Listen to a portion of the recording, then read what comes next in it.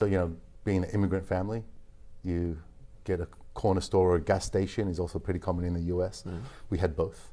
So we had the first 7 or 8 years in Australia, we had a corner store. And then the second 8 years or so, we had a gas station as a family business. So my mum was running those the whole time. And we lived in the back. There was a house attached to the back of it. So we grew up Did there. you think that as a kid that you were an immigrant? Did you think that, or who would you be comparing yourself with? Because the Aborigines are the original Australians, right? Who are you thinking about? You're thinking about the people from England, Europe more so? Well, no. So the people from England, they are, I guess, the original colonizers. Most So definitely. they are the normal Australians. Okay. There weren't many Aborigines in Melbourne. They're more north, and in the community I was in, there was not a lot of Aboriginals. Okay. But in my local primary school, there were like 3 non-Aussies, like white Aussies. There's a Greek, you were and one of them. Italian, and myself. Right. Were you guys teased? Oh yeah, of course. We're Did you different. guys? Did you 3 of you band together, by any chance?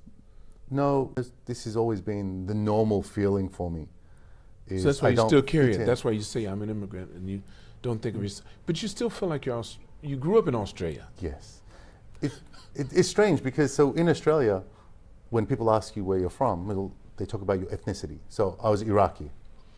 Then I came to Japan, and in Japan, people say, where are you from? I'm Australian. Here. There's this sort of strange gap. So what do I associate more with now? I guess in Australia, everyone comes from somewhere else for the most part.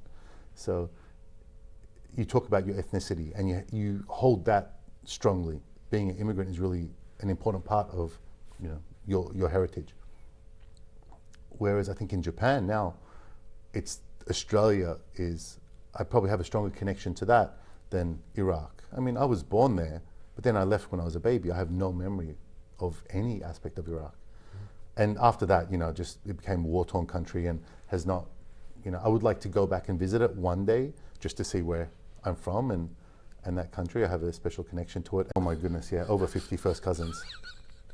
So it was a group. It wasn't just your mom and dad that came to Australia. There was a group of. It starts off.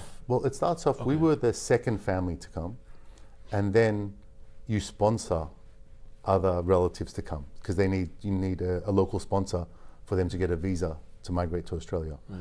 And so mum's one of 10, dad's one of 6. So there's a lot of us, and most of them are in Australia now.